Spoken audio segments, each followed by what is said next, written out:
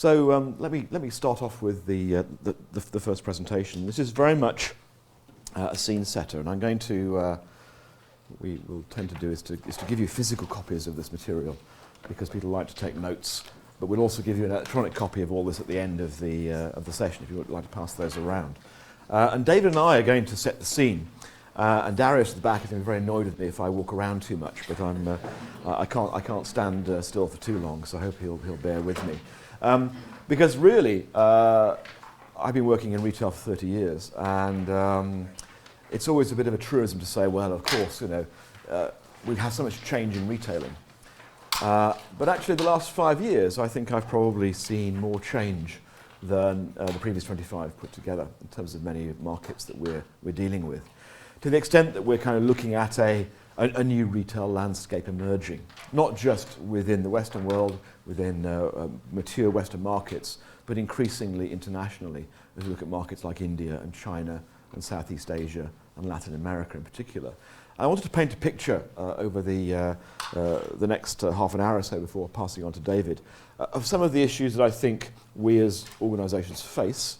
And I'd like your thoughts really on the extent to which in each of your countries, each of your sectors, you're affected by some of these kinds of questions. I was at the World Retail Congress in Rome in September last year, and that brings together around about 1,500 retail CEOs and directors from around the world. And listening to the plenary sessions and the discussions in the room, bars and so on. And here were the kind of the headlines that we were seeing around uncertainty, around growth in certain markets, around cost cutting, around not sure what is in store, turnarounds, Tesco for example. But the kind of phrases that I was hearing were really quite alarming phrases in respect of certainly existing businesses, perhaps interesting for new entrants to the market, but certainly unsettling. So we hear, not just unprecedented change, but of course the economic fluctuations that are facing us in particular markets. We hear about the omni-consumer, and John Lewis Partnership, as you know, is one of our leading department store retailers here in the UK. They finally bitten the bullet and are opening in Oxford next year what they call their first omni store. And we're all waiting with bated breath to see what that looks like. Whether it has kind of flashing lights and neon over the top, I'm not quite sure. But knowing John Lewis, it'll be very subdued. But the notion that there can be something called an omni store is a really interesting semantic issue, if not anything else. But we also heard last year, the notion that e-commerce was not always our friend. That certainly for existing legacy businesses, e-commerce was a destroyer of value. And was destroying value in ways that couldn't have been thought of a few years back. So, for example, price comparison services. Even Amazon is now affected by the proliferation of online price comparison services that track and scrape websites in real time. So you can track the way a price is changing in real time and set a reserve price and say, well, I won't buy it until it gets below this certain level. So all that value above the line, if you like, is being destroyed, because no one is willing to make that purchase other than someone who is ignorant of the price level until it gets below your reserve price. So e-commerce in conventional ways, by simply getting at the customer before we can as conventional store-based businesses, and new kinds of businesses creating demand and siphoning off that demand to their own pockets, is meaning that many traditional structures and business models in retailing are becoming less sustainable. I'll talk a bit about that. We heard about brave new startups. There was a 15-year-old lad presenting about his new e-commerce startup on the platform to 1,500 CEOs. And it's always interesting listening to CEOs talking about e-commerce or social media and just waiting for how long it will take them before they introduce their children into the conversation. Yeah? So rather than use kind of rigorous consumer research and careful methodology, there's always, oh well, of course, yeah, my daughter does this, and therefore, as a business, we must do the following. So this says something about the kind of the generational effects of some of these sorts of forces, and that frankly, again, senior leaders of organisations may not be best equipped to deal with some of these kinds of challenges. So the leadership challenges of this transformation are equally important, though they're not ones that I'll discuss in detail today. We've heard about, of course, digital immigrants and digital natives. My son is a digital native. Take broadband internet away from him and it's like someone has taken the oxygen out of the room and he's kind of dying. For digital immigrants, the majority of leaders of retail organisations who are seeking to come to terms with the challenge that's presented by e-commerce and by non-store trading. We also, certainly in certain markets, have issues around sustainability of the retail offer. If we're proliferating channels to market, whether it's mobile, to home, to click and collect points, to distribution centres, to stores, all these little white vans driving around with physical goods, what are the sustainability dimensions of apparently more efficient online retailing? But also, what's the sustainability in financial terms? So, the challenge of building and maintaining sustainable margins as an omnichannel business is a significant one today for most firms. And as I say, that kind of requires retail leadership, which itself is somewhat transformational. There's much discussion in Rome last September about what were the particular skill set that was required to lead an organisation of that new kind into the next 10 to 20 years. So where does locational planning research fit into this? You might be forgiven for saying that actually perhaps a programme like this should pack its bags and go home, because we haven't got to worry anymore about location planning for stores, because we can simply let the market decide where demand is and how we'll meet that demand. I have to say, I think, well, like Mark Twain said, the reports of my death have been greatly exaggerated, because as David will go on to describe later on in this session, there are probably more ways in which techniques and approaches and models and frameworks that we use on a day-to-day basis can be brought into the service of an omnichannel business than simply a store-based business. And we'll talk a bit about that later on this morning, but also throughout the workshop. And of course the answer is, it's horses for courses. It depends where you are, what geography you're in, the extent to which the market is challenged by non-store activities, and by particularly market and literate consumers, for example, and shoppers. So if you look, for example, at a market like Finland, although Finland is a very technologically literate market, in fact the penetration of e-commerce is by no means as substantial as it is in the UK or the US, simply because the market is very small and it's dominated by 2 or 3 very big players who in effect have kind of almost declared a truce between themselves. So, well, we won't kind of rock the boat. Now there is a bit of movement going on in this area, but what it's meant is that probably that market is not as well developed as it could be. And one of the reasons is that certainly if you're a Finnish retailer offering home delivery to remote parts of a very widely dispersed country, is actually very, very expensive. So there's sort of significant cost barriers to doing this kind of thing in some markets. So it depends where you are. It depends what retail business you're in. And around the table we've got a wide range of businesses that are going to be very differently affected by some of these kinds of shifts. So we'll see, some high growth markets, not all markets that are around the table here, but certainly markets like Iran, like China, Middle East, where we're seeing still some substantial growth in physical real estate. Some very successful, after early poor start, of mall development in China, in Malaysia, for example, Indonesia, very strong Asian markets. I'm off to Dubai for the next retail congress in a couple of weeks, and although the Middle East is having a bit of a crisis at the moment, not just geopolitically, but in terms of oil prices, the Saudi government is cost cutting, but the UAE is doing pretty well, as is Qatar in terms of its economy, and retailing and leisure there is doing extraordinarily well, with some really globally preeminent physical retail space being created in those kinds of locations. But we can also see, in the UK and US and Australia, there are some developments, physical developments that are expanding. About Games Workshop, the kinds of formats and operations that are growing there, compared, let's say, with some of the shrinking of grocery real estate in some markets, of apparel and clothing in other markets. So we tracked, for example, the decline in multiple clothing retailers in the UK, something like a 5% fall in outlets over a 2-year period. There's a real volatility and a real change sector by sector here as well.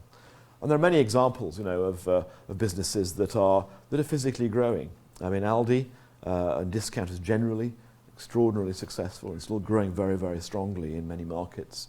H&M, again, discounter, clothing. IKEA, experimenting with new formats and again, still growing internationally to quite an extent.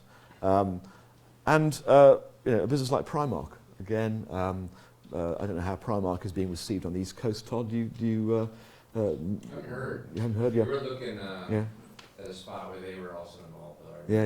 Yeah. So they're quite, if you have a chance to, the Oxford store is just being closed for a rebuilding exercise on the shopping mall here, but the store they're in is much smaller. But actually it's an extraordinarily busy store, overtrades phenomenally in Oxford and indeed elsewhere. Well, it was very big. It was something in the order of, department store size, so it's kind of getting on for 35,000, 40,000 square foot. But they had to move to a smaller location, which is about less than half that size.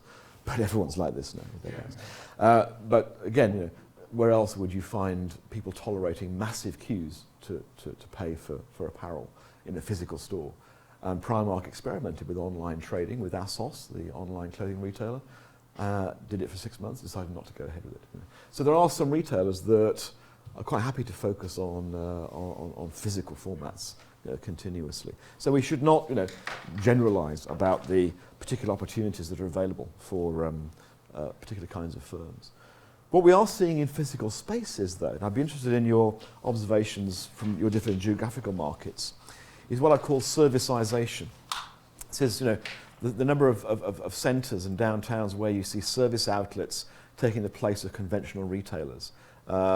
We've got, I think this is your figure, David, isn't it? US shopping centre occupancy about 94%. Yes, that's what ICSC claims. Yeah, okay, that's what they claim. No, yes. You haven't actually gone around and check it, right? Always check your data on this. But I mean, that's not all retailers. That's service and leisure outlets that's as well. Everything, yeah. And a lot of centres are being rescued by one service activity after another, whether it's dry cleaning, nail salons, doctors, dentists, and so on. Yeah. Well, that seems high. That seems high to me. Yeah. It does to me, I must admit. I'm short of going around and checking it myself. I don't know. And give you 10 vacancies. Yeah. It varies regionally. Yeah. For example, the other week I was on Long Island, which is densely populated. It's an island. It's rather like the UK. Very, very high occupancy rates. But then you go in many areas of the Midwest and you see centres that are completely dark. Yeah. But it's also true to say that the density of US retail space is significantly lower. There is more space per capita in the US than almost anywhere else in the world. Yes. Partly because of the easy regulation and the low cost of sites. So you would expect that figure to be a bit lower because there's so much spare space around. Too much was developed in the old days. Yeah. So does this also reflect the kind of closure as well? So stuff has been actually closed down, so it doesn't come in the figures in effect. That's one of the many questions about the 94% figure. So what we can say though is that traditional store location research is becoming less important for many retailers that are thinking about their multi-channel or omni-channel developments. But we also need to think about how those techniques can be leveraged in a variety of channels. So whilst certain commodity retailers are particularly affected by online retailing, there are others that aren't. Here's another example. This is Box Park in East London. This is a pop-up shopping centre, which is made out of shipping containers. It's here for 4 years, and every 6 months the tenants change in each of these containers. So it creates a real buzz, a real excitement about the place. And creating an attractive environment is part of that store appeal, which is hard to quantify in a forecast. It's the kind of non-price factor that you put into the exercise. So what I want to do in about half an hour or so really is to talk a bit about the context for location planning research. What I've called adjusting to the new normal. What's kind of happening in the financials and the arithmetic of the business model in retailing, particularly in terms of the legacy physical infrastructure and how cost pressures are accommodated. And then David's going to pick up for the remainder of the session in thinking about the future for retail location research And he's thinking particularly about the various applications and themes that he's observed firms around the world engaging in, which are again a mixture of store-based and non-store-based applications and activities. And we'll go through those with some examples as we get later on into the morning. But you can see the kinds of challenges. This is just some UK stuff that I picked out. There's a US mall there, but so a lot of refurbishment going on in shopping malls in the UK. We've got a lot of retreat, so Tesco towns counting the cost of a retail empire in retreat as the land bank is closed down and as there is retreat from store development for that particular retailer. The growth of new kinds of distribution mechanisms like click and collect, and of course the threat of new entrants. So not just Amazon leasing warehousing in prime locations in London, but also the recently announced collaboration between Amazon and Morrisons to roll home delivery of food out. And again, kind of Morrisons jumping over existing incumbents to do quite an interesting and creative deal rather than build the capacity themselves from scratch organically. So let's think a bit about the economic growth, first of all. And it isn't just, of course, about the growth of online retailing. It's about the exaggeration of that through low levels of economic growth. So what growth there is to be had, in some senses, is being creamed off through non-store growth increasingly at perhaps margins which are not as sustainable as we would like them to be. And that weak economic recovery, the concerns we have about even in emerging markets like China and other markets, Southeast Asia, Japan, for example, and the memory, the race memory almost of shoppers, certainly here in the UK, having learned to be frugal, having learned to be cautious with their spending. And certainly if we, Almar, if we would have been here 10, 11 years ago, we'd have been saying, well, of course, Aldi won't succeed in this country because UK consumers don't want to be seen in an Aldi store. They're far too kind of snobbish to be seen in an Aldi store. If you go to Germany, then you'd see BMWs parked outside Aldi and everyone is happy going in and shopping and so on. But for some reason in the UK, there was this kind of class war thing about discount retailers, which of course was played up by the major food retailers at the time, saying, well, you don't need to go to Aldi because we're the biggest discounters in town. There's this sort of argument. Yeah. In the Netherlands, especially Lidl achieved that. Yes. Everyone goes to Lidl. Yeah. No one goes to the mainstream. They don't care anymore. They don't care, exactly. So that they don't care about whether it's... Indeed, it's become in the UK, I don't know, it's like the Netherlands, it's become something of a talking point at a dinner party for middle-class households who say, I got this wonderful Prosecco from Aldi, a savvy shopper kind of thing, I only paid £9 for it. In fact, it was probably £7.99 in Tesco, but the fact they were in Aldi at the time meant it was a good deal. Jonathan, one question concerning the approach of Aldi. For example, what did Aldi do to change the mindset of the UK guys? Well, two things happened. One was Aldi and one was the market. So the consumer had a lot of economic pressure. It was no longer kind of fashionable to be seen shopping in stores that were notably higher priced than others. So people were shopping around and some had to shop around, some were much more frugal as a result. Aldi themselves, though, had got themselves into a corner about 8 or 9 years ago. They'd actually gone a bit upmarket in the UK to try and compete with some of the competitors in that area. And in fact, they sacked the team and brought in a guy from Austria to run Aldi UK along much more traditional lines. The challenge for Aldi in the UK, again, always was getting sites. And of course, as the market got slightly more relaxed, because not many people were developing, so there was an acceptance amongst local planning authorities that an Aldi store would be acceptable in that area. So there's a series of factors, I think, on the consumer side, on the management side and positioning side, and on the physical store side. And that combination, together with, I suppose, the exposure of major food retailers as being a little overpriced, Lidl, in the Netherlands, Lidl is not really a discounter anymore. It's Yeah. more mid-market. Really? Yeah, Interesting. they- Yeah, they, yeah. uh, Because Aldi tried that about 8 or 9 years ago and got caught out quite badly. yeah, They had a store in Manchester, I think, and it was a city centre store in Manchester that you could have thought was a Marks and Spencer store at one point. It was so beautifully kind of appointed. You think, well, you walk in there and you say, well, actually, that's going on the prices, isn't it? You know? Of course, you now walk into an Aldi here in Oxford, and it's as basic as you can get still. Do you know how they're doing in the US? Yes. We've just finished an in-depth research study on Aldi in the US, and many of the same effects as in the UK have happened in the US. And let's not forget that the average American income is now, in real terms, 5% less than it was in 2007. And this is reflected in presidential politics at the moment. People are highly involved in a deflationary mentality. They have to cut the costs of groceries or of living because incomes are going nowhere or have not been going anywhere. And that's increased the appeal of Aldi. At the same time, as Jonathan said, Aldi's private brand program, which is 90%, has very high standards, and people have slowly but surely realized they're getting good value on these private brands that are not advertised.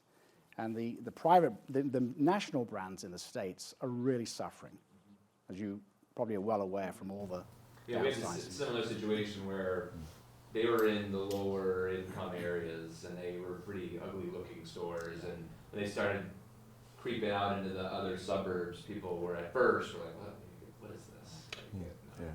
But then one thing I noticed, they improved the look of them from the outside to fit some of these areas, and then all And these other inside. economic things, and then all the other things happen Yeah. economically that help too. Yeah. But I mean, economically is absolutely where the story starts in a sense, because you've got low growth, but you've also got low inflation.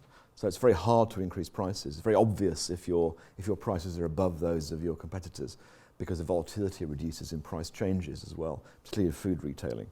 So, I mean, if you look at growth internationally, and what I've got here is Western markets. So I've got the US, UK, Nordic markets, Germany, France, and you can see that actually, historically, the last 3-4 years, the US has been about 2.2% per annum consumer expenditure growth. The UK about 1.9%, Nordic markets 1.3%, Germany 0.8%. France actually in decline. So the next 10 years, the forecast is, assuming China doesn't blow up and the whole place kind of collapses around us, and that's a big assumption to make. It's not going to be much better. About 2% is the best we can do. In fact, the UK will be about 2.2% a year over the next 10 years. And China is kind of lamenting the fact that its growth rate has reduced from about 11% to 6.5. It'd be nice to have 6.5 actually, I must admit. But of course, with that kind of growth rate, you have a buoyant business opportunity. And if inflation is slightly higher, you have much more room to play with in terms of the way in which the business can develop. In a low growth market, low inflation market, in some food instances, a negative inflation market, you've got very, very limited room for manoeuvre. Add online to that, and the pressure becomes intolerable in many cases. I was in the US recently, and it felt like in the grocery market we're almost seeing more polarization. So people were either aiming for like a Whole Foods, very upmarket kind of vibe, or they were appealing to the wallet. Yes, some of the supermarkets do both within the same store. Yeah. I'd say Mariano's is in that a little bit. Yeah. Where you can go for your ketchup, the regular old Heinz ketchup, and then there's also this other side where they're making the food for you right there, and there's a sushi bar, just different sides of the store. And that's reflected also in kind of not just more frugal shoppers, this is UK data, but more promiscuous, in other words, shopping around and buying what they need in different places rather than a one-stop shop. So this graph simply shows more frequent shopping, if you like. So the proportion of UK customers shopping 3 or more times a week for food and groceries has gone up from about a third to about a half in the space of 4 years. People are shopping around more. They're using a bigger range of channels. So they're using mobile to do price comparisons. increasingly, 43% saying they're doing that. But this is the figure that the orange bars here are the things that show this. So this is using more now than I did 12 months ago. And that's pretty nearly every channel. The ones that show the slowest growth are in traditional supermarkets and hypermarkets and the baker shop for some reason. But the biggest growth is around discount supermarkets, online from a supermarket, online any grocery retailer, farm shops, butcher shops, convenience stores. All those channels have seen greater patronage, but not necessarily, big volume increases. It's sharing that smaller, that kind of small growing cake out amongst a wider group of channels. So shoppers, many shoppers, not everybody, shoppers willing to put more time in, if you like, to get the goods that they want to have. And that's before we get to online. And here's the kind of online context. What I've got here is some estimates that exclude things like ticketing and entertainment products and travel. This just shows the total internet sales for products by country last year. The US has about a third of total sales, but China has a fifth already of total sales online. UK is third of the major countries, so UK has about 8% of all the world's internet sales going on there. What becomes more interesting, though, is when you look at sales per capita. So again, the extent to which particular countries are highly penetrated in terms of online sales as against store-based sales. And what I've done here is to take data from Euromonitor, which is a standardized kind of source because they do this on an annual basis. This is the data of 2015, and it looks at spend per capita, so spend per head for 2015. This is in euros, I'm afraid, so you need to do a bit of conversion, those of you that are not in euro currencies. We never managed to join and just look as though we're going to, I'm afraid. So, UK is leading the game here. So we have 730, actually, I'm sorry, I think, so the key says it's euros, it is actually pounds, because I updated it last week and into the latest data. So I took the chance to convert to pounds. So it is actually pound sterling. Okay, so ignore that key there. So this is £730 per head per year in 2015. Compare that to, let's say, the US, which is around about 557, Netherlands 350, Ireland 433, Germany 323. So there are some big differences, despite the fact that actually online penetration is not so different in those markets. So there's something going on in the UK which means perhaps that UK consumers tend to spend more online. Any thoughts what that might be?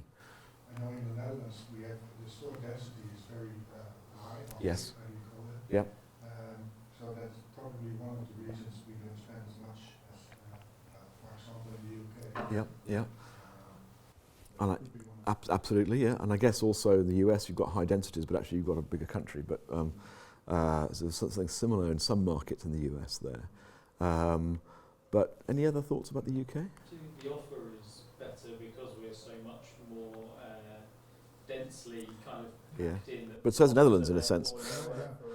So the Netherlands is the same though, isn't it? So why is the UK different from the Netherlands? The geography is not dissimilar in terms of the urbanity of the population, you know, and okay, you've got Scotland, but Netherlands hasn't got anything quite so kind of rural. But many of the densities in Amsterdam and Rotterdam and so on are similar to... The average customer in the Netherlands only has to travel less than a kilometer for the nearest supermarket. Yeah. Average of about 90% is it. Yeah. I think broadband is cheap here. Well, I know it's cheap, because I pay it in both countries. It's cheaper than Belgium, interestingly. Compared Belgium to is US. $3.19. And one factor I do know is that Belgian consumers have a real problem with broadband costs because the telecoms people. You don't, do you? No. Is it a convenience thing?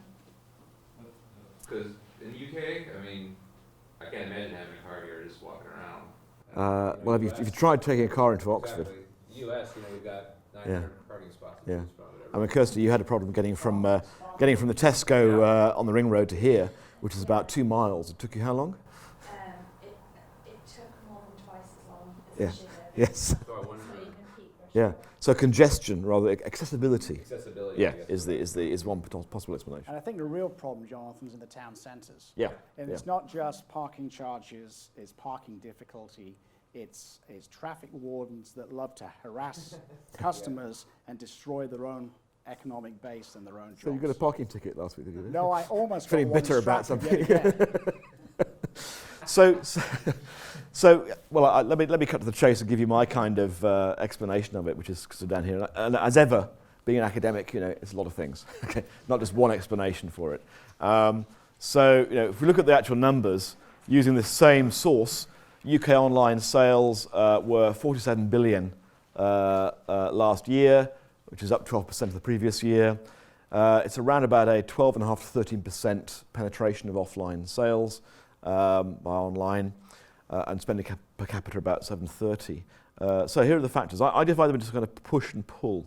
So what's pushing consumers into shopping online, more so in the UK than elsewhere?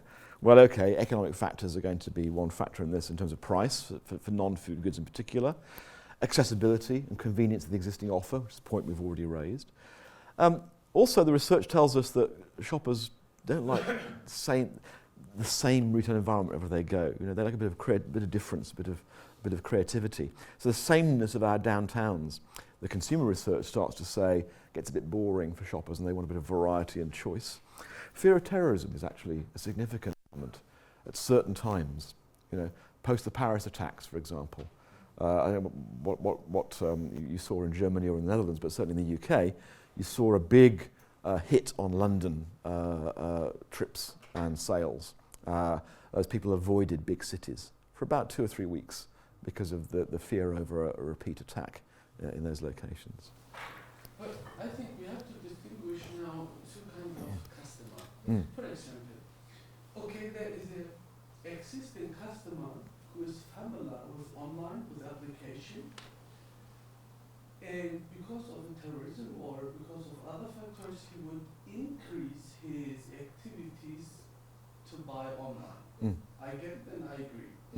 But never ever, I can't imagine that someone who don't know the systems, don't know internet, okay, but internet and Facebook is using by everybody, but because I think there's a psychological barrier to use a credit card on an online. This is the German issue.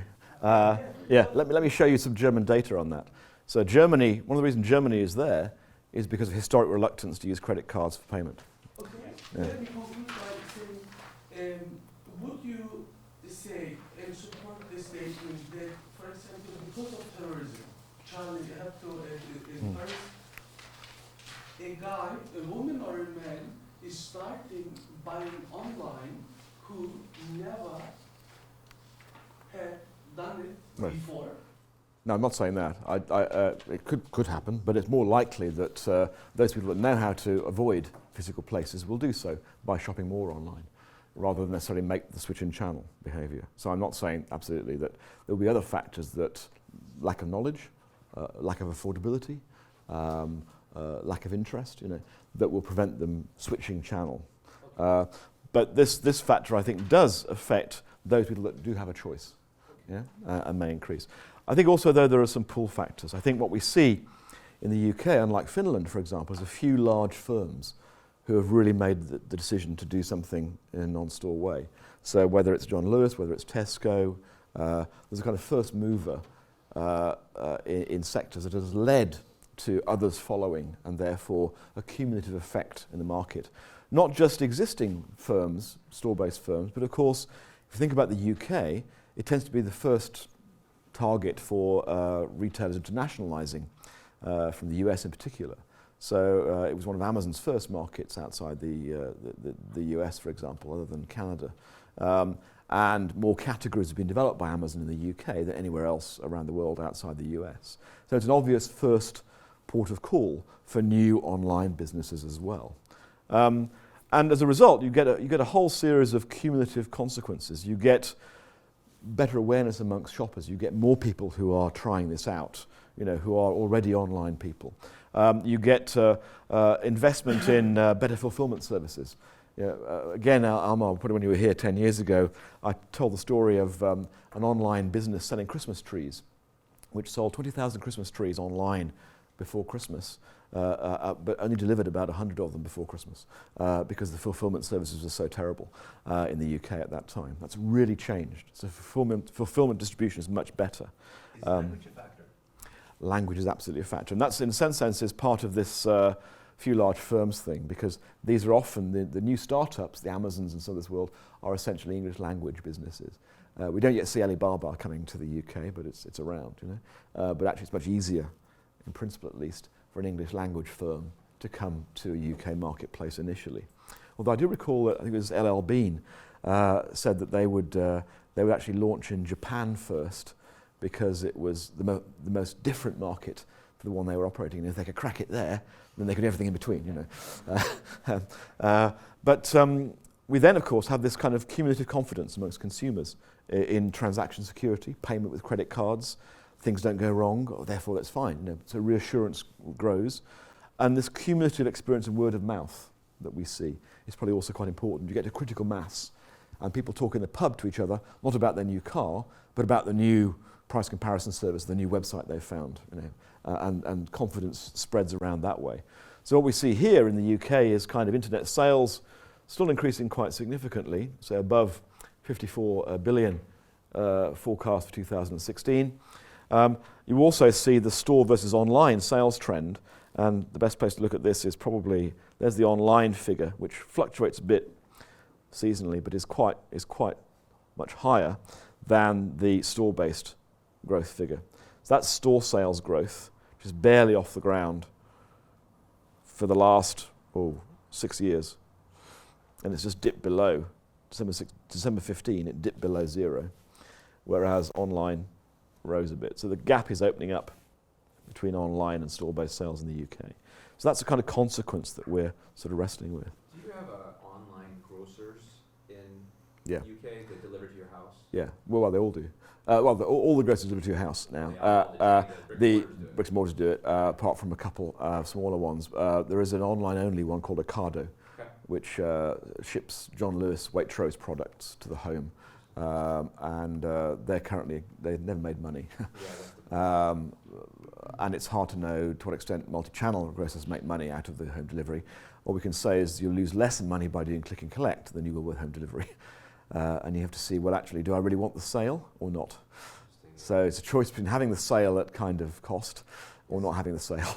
Dave, do you know Peapod makes a profit? No, I think they made a marginal profit for the first time in 30 years. Yeah, Peapods are straight delivered to your house. That's our hold. Yeah, and that's been going for quite a while. And Ocado as well has been going for over 10, 12 years and has never made money, despite the fact it's selling probably higher margin grocery product than most of the retailers. And that suggests to me that very few other kind of established grocery businesses are making money from home delivery. Brick and mortar barely do it. In the US, not many. Well, collectively in the UK, I saw a figure about a year old that the major chains were losing £300 million on that activity. So, I mean, how long can that go on for? Yeah, so in fact there's already been, as you know, the UK market will know there's been a kind of pulling back from some of this, a move towards persuading people through price to go to click and collect rather than to home delivery, and charging for home delivery at significant points. So John Lewis again has, I think, broke ranks and kind of charging for non-food at one point last year. So there are going to have to be some changes to the system. They've been really pushing the format of click and collect, haven't they? Without areas in the car parks that you can drive. Yeah, that's right. Green's tried it, but I don't think it's really taken off. Yeah, but if you look at France, for example, Le Drive, which is the drive-through dark store formats, must be getting on for, I think, 2,500 of those around France now. All the major grocery chains are using those. It's not clear to me whether those are profitable ventures or not, whether it's simply taking sales or otherwise have gone to their competitors. I saw the sign on the boots here in Oxford. Yeah. Did you take advantage of it? Yeah, took a picture. Yeah.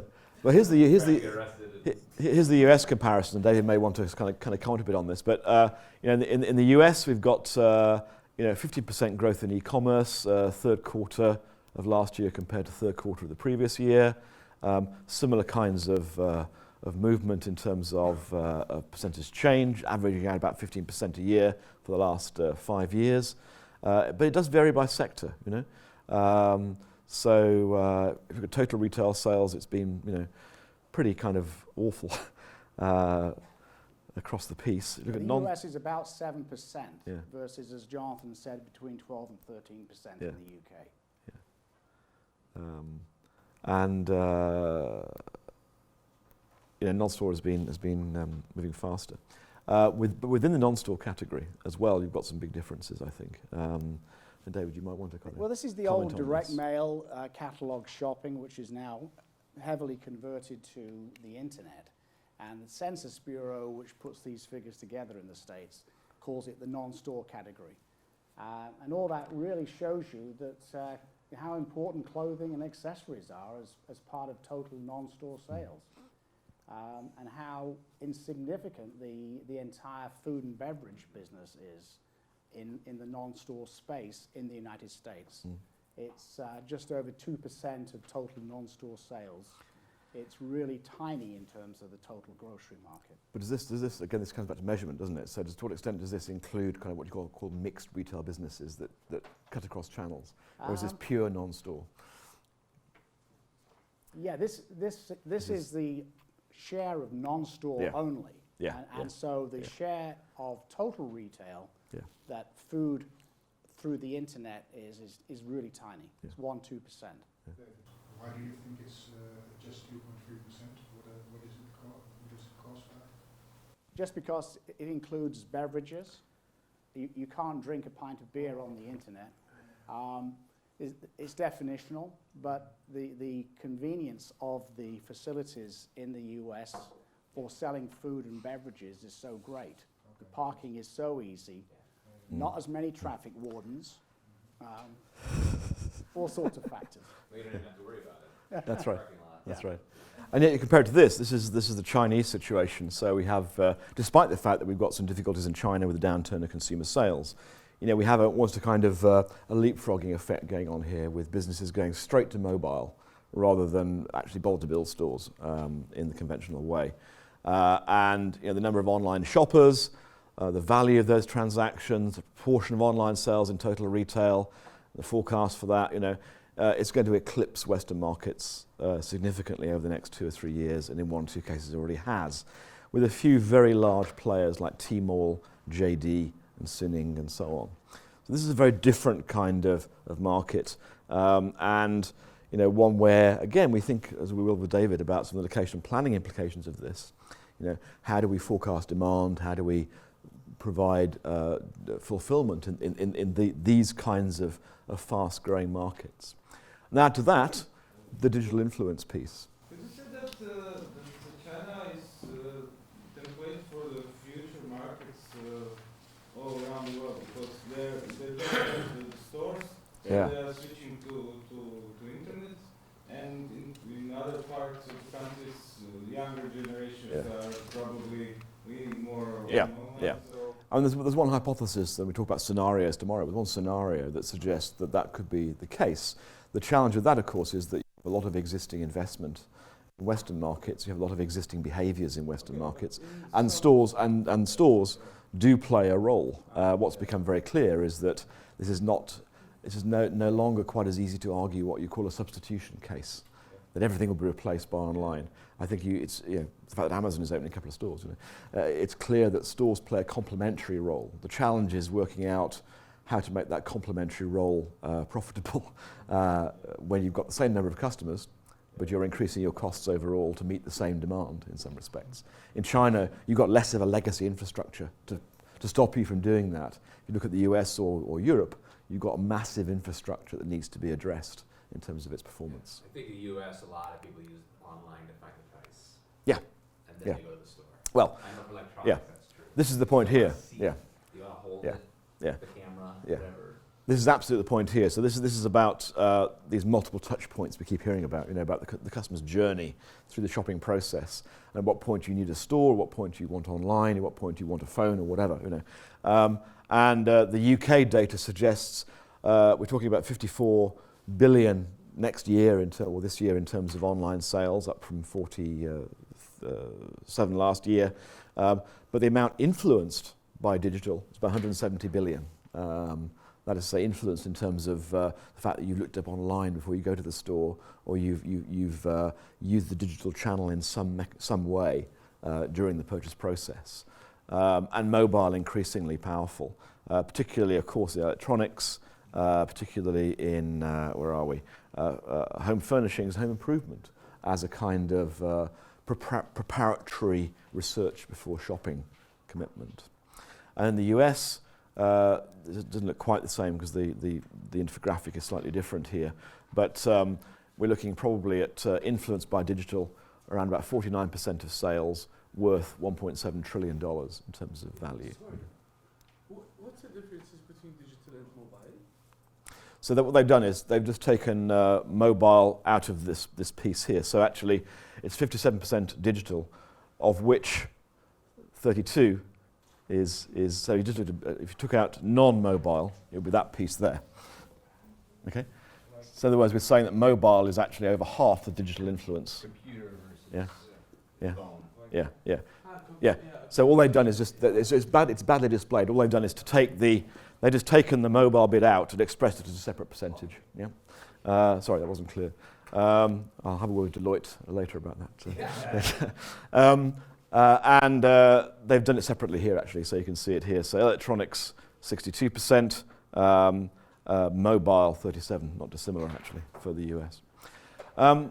So what that means is, and I'm going to be handing over to David in just a few minutes to talk about the implications for location planning, is that we're kind of adjusting to the new normal. I've already kind of alluded to many of these kinds of issues.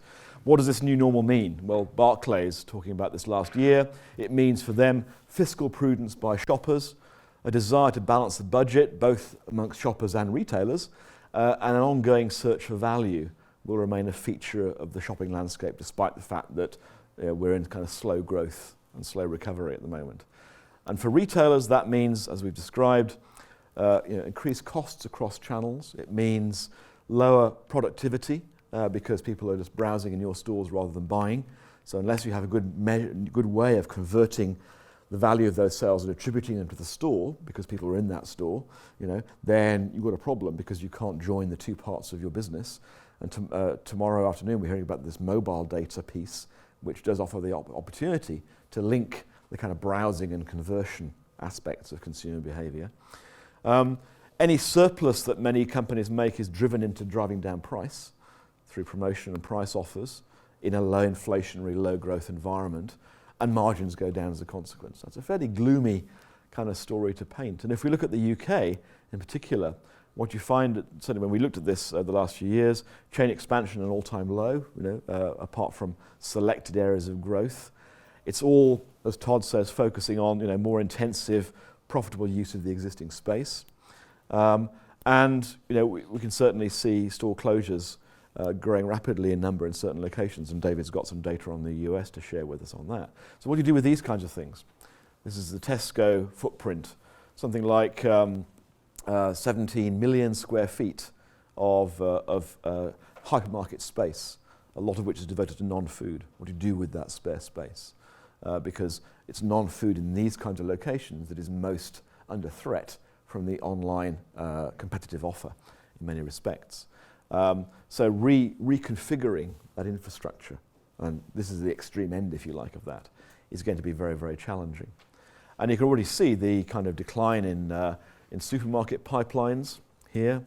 We can already see I talked about apparel retailing outlets, the kind of decline in women's clothing shops and chains, particularly multiples, over a 2-year period, 5% fall amongst multiple non-food retailers over a 2-year period in the UK, and the mix is changing in high streets. We can see it in shopping malls as well. So again, UK data, but you can see that in other markets too, in the West particularly, the fall away of growth in shopping centres. We have one big shopping centre development going on here in Oxford, the Westgate redevelopment. I was a student here in the 1970s when that was first being talked about. They're finally getting around to doing it. 40 years later, okay, it's taken. So that just shows how difficult it is to do big developments in UK historic towns. But it also shows how rare increasingly these developments are at the moment. You went to see Westfield, I think. Who went to see Westfield? Yes, we went to Westfield yesterday. And that's one of the last big developments of its kind in the UK recently. And what's happening is that these prime assets are scarce, hence leading to the kind of things David talked about, which is this greater utilisation of shopping centre space because there's less of it.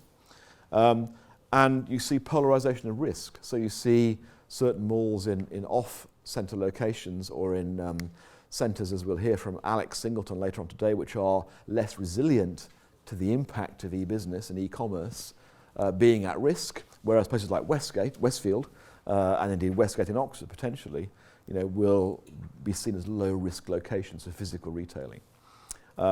And nearly every mall in the country, at the moment, certainly either has been or is about to be refurbished as a consequence of this reinvestment in the existing real estate rather than building lots of new stuff. So I'm going to, pass on to David in a few moments, but a final point on costs. And what we do know about constructing this omni-channel infrastructure, moving away from stores, is its expense in general terms. But we also know that actually it's not necessarily going to deliver the same kind of profits that the previous store-based infrastructure did. Many UK retailers talked about resetting the profit button, resetting the level of profits for investors, because it means almost re-engineering the nature of the business in going forward. And here's our kind of take on this, and this is arguable depending on the sector that you're in, but it's not just about an increase in costs. We think it's about some costs that are increasing, some costs that are staying about the same, and some costs that are actually decreasing in one or two instances.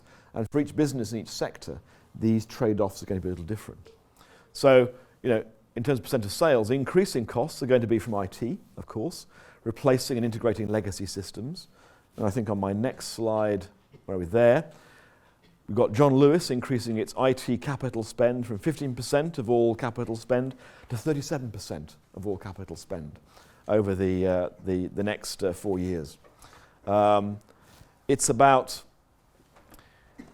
increased distribution costs, moving from a kind of last mile model to the retail delivering. And we know that it'll be pulled back from home delivery to click and collect. That'll still be more expensive in many instances than store-based delivery. Inventory costs as well. And so I think with inventory we're going to see, because of economic reasons and because of commodity prices and so on and shipping costs, we're going to see sourcing shifting as well, which may affect some of the pricing of non-food goods in particular in an undesirable direction. Now we're saying no change to labour costs. In fact, the reason we say that is because we see that there'll be some decreases in labour costs linked to exiting number of store locations and taking out store level personnel, but that'll be offset by growth in high cost specialist functions, particularly around IT, particularly around analytics, roles such as yours. Because we see a big growth in analytics functions across businesses as retail organisations seek to better understand where the contribution is coming from across channels. Now in the UK this has been rather affected by the growth of the living wage impact on businesses, and there's just been a major report done by the British Retail Consortium on productivity in UK retailing, which talks about fewer jobs but better in retailing, possibly 1 million jobs out of 3 million jobs going in the next 5 years in the UK retail sector. So retailing in the UK employs about 2.9 million people.